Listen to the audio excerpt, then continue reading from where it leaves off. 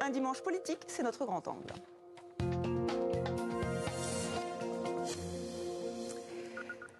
Les Bleus en demi-finale, la réforme des retraites et du bon usage du 49 alinéa 3. Les dimanches politiques se suivent et se ressemblent un peu. Bienvenue Benjamin Morel. Bonjour. Vous n'allez pas me contredire? Non, en effet, il y a certains des thèmes récurrents, en effet. Et vous êtes toujours docteur en sciences politiques, maître de conférences à l'université Paris 2, Panthéon-Assas.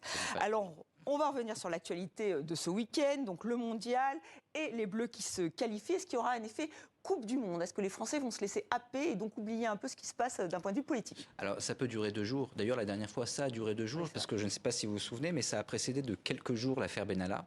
Et donc, très rapidement, le petit état de grâce qui était attendu n'a pas eu lieu. En réalité, il ne faut pas le surestimer, cet état de grâce. On a derrière nous un exemple qui est l'exemple de 1998, où en effet, Jacques Chirac tire un petit peu profit de cette situation-là.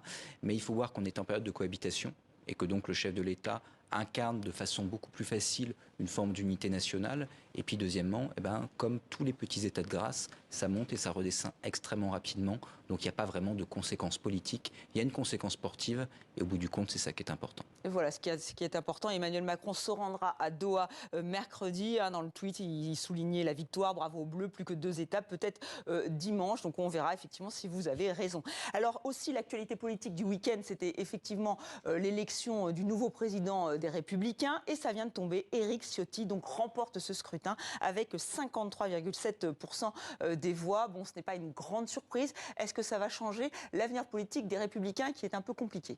Alors, pas fondamentalement. C'est-à-dire que le grand enjeu de cette élection, il n'était pas réellement idéologique, parce qu'entre les deux candidats, il y a malgré tout, même avec des nuances, un positionnement idéologique relativement commun. La grande divergence entre les deux était stratégique.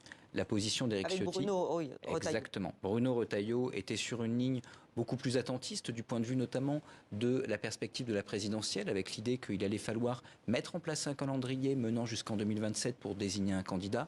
Éric Ciotti a très rapidement dit que lui-même ne serait pas candidat en 2027, mais qu'il poussait un autre candidat, Laurent Wauquiez. Et tout l'enjeu pour lui à présent va être de devoir tenir 2 choses.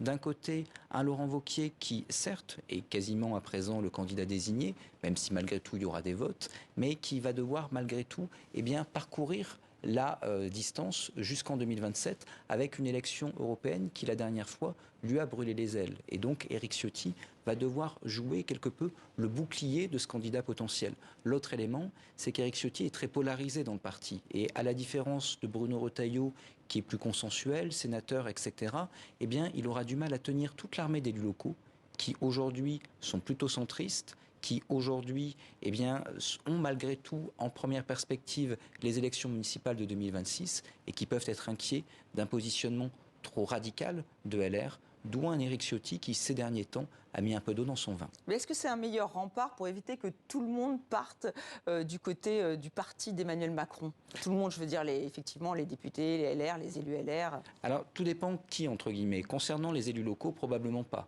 Là, pour les élus locaux, qui représentent quand même la grande armée aujourd'hui de LR, Bruno Retailleau était un choix plus idoine. En revanche, pour les députés, Éric Ciotti est lui-même député. Et il a malgré tout une forme d'aura parmi les députés. Il ne faut pas oublier qu'il est questeur. Et que LR, notamment, a renoncé à d'autres postes au sein du bureau de l'Assemblée nationale pour maintenir sa questure. Bruno Retailleau, qui est sénateur, qui est plus loin de ce petit monde du Palais Bourbon, aurait eu plus de mal à tenir le groupe. Donc pour la majorité aujourd'hui, pour La République En Marche et Emmanuel Macron, j'entends, c'est pas forcément une très très bonne nouvelle parce que ce groupe charnière, ce groupe LR à l'Assemblée nationale, s'est trouvé un leader relativement naturel et à part peut-être quelques fuites, il risque d'être aujourd'hui très ciotiste. Donc un leader naturel et aussi rassembleur, plus que Bruno Retailleau? Alors Bruno Retailleau était probablement plus rassembleur. En revanche, Éric Ciotti est plus à l'image aujourd'hui d'une partie de la base militante, d'ailleurs ses résultats le prouvent, et des électeurs de LR, avec encore une fois une nuance. Ce qui fait la force aujourd'hui de LR, c'est pas ses élus. En tout cas, c'est pas ses députés, c'est pas non plus ses militants, il y en a beaucoup moins que jadis, c'est même pas réellement ses électeurs, le nombre d'électeurs a fondu comme neige au soleil, c'est vraiment cette armée d'élus locaux. Faut oublier que LR a gagné les dernières municipales, c'était le premier parti en termes de nombre de voix et en termes de communes, a gagné également les régionales et les départementales. Cette force-là risque d'être un petit peu ébranlé avec la victoire d'Éric Ciotti. Alors vous l'avez évoqué tout à l'heure, ce soutien à Laurent Wauquiez qui lui pense déjà à la présidentielle de 2027. D'ailleurs, Éric Ciotti a eu cette phrase: tu es l'espérance de la droite, pour moi il n'y en a pas d'autre. Et lui, il n'a pas envie de se lancer selon vous, Éric Ciotti? Alors je pense qu'à partir d'un certain moment en politique, tout le monde peut éventuellement en rêver, mais Éric Ciotti a toujours été très très clair là-dessus. Il est malgré tout, et même s'il avait candidaté aux primaires, lorsqu'il a candidaté aux primaires, c'était à défaut de voir Laurent Wauquiez l'emporter. Laurent Wauquiez aujourd'hui, y compris d'ailleurs dans le camp Retailleau, apparaît pour l'instant comme étant le meilleur choix pour la droite. Le problème évidemment, c'est qu'il n'est pas certain que ce choix qui soit aujourd'hui le choix le plus naturel pour LR, le soit toujours dans 3 ans, dans 4 ans, dans 5 ans. Et donc, ce faisant, en s'engageant dès maintenant sur la figure d'un candidat, eh bien, LR fait un pari. Ce pari, il peut être gagnant parce que ça permet de donner de la visibilité aux candidats. Or, les Français votent en réalité pour les candidats qu'ils connaissent le mieux. Donc, quand vous envoyez un candidat au dernier moment, vous prenez un risque beaucoup plus important. Le problème, évidemment, c'est que si le candidat ne plaît pas ou si le candidat subit des échecs et des revers, il est plus difficile d'en faire exister un autre.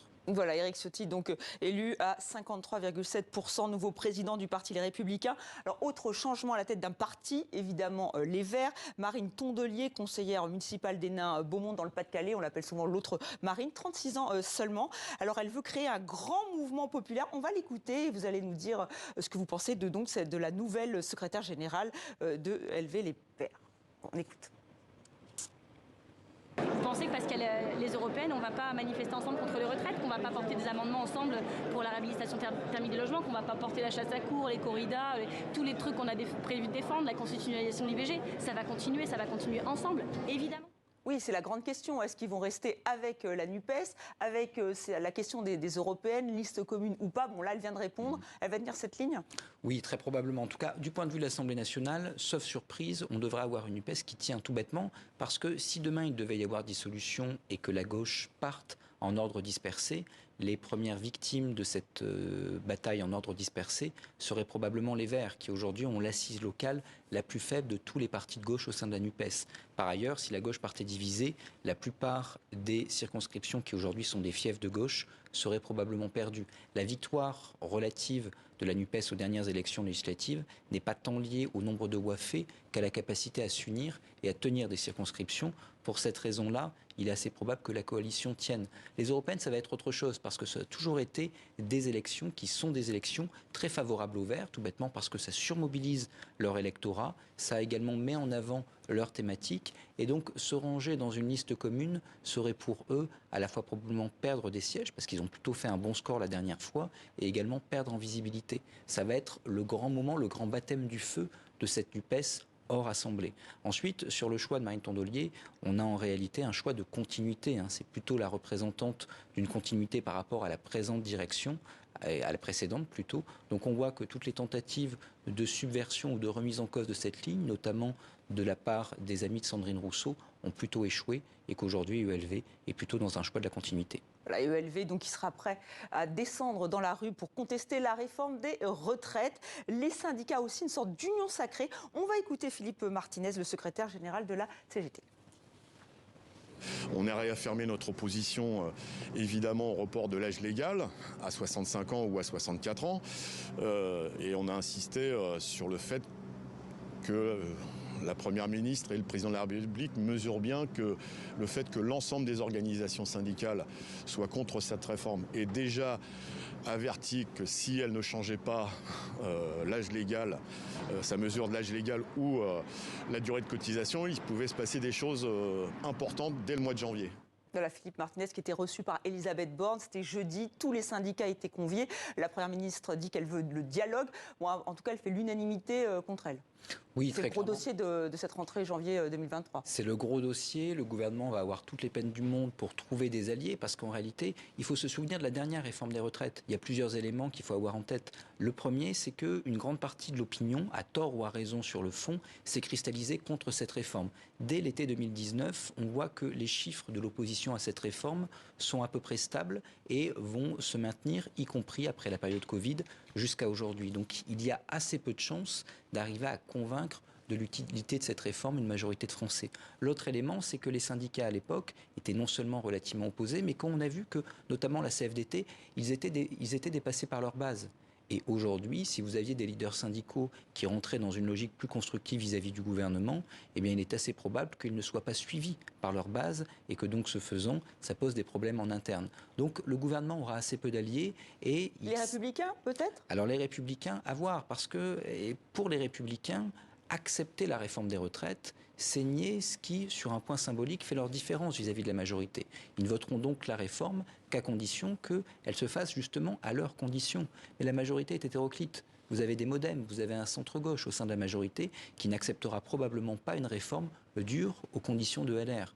Donc là, on a un jeu compliqué qui se met en place. On voit qu'Emmanuel Macron parle de plus en plus d'un PLFSS rectificatif. On peut dire c'est technique, sauf que le PLFSS rectificatif, un projet de loi de financement de la sécurité sociale rectificatif, ça ouvre la voie à un 49 alinéa 3 sans user le quota de 49 alinéa 3 de la session. Donc si jamais on pense à un PLFSS rectificatif, ce qui pose d'autres problèmes juridiques, ça implique qu'on envisage très sérieusement le 49 alinéa 3 comme seule alternative.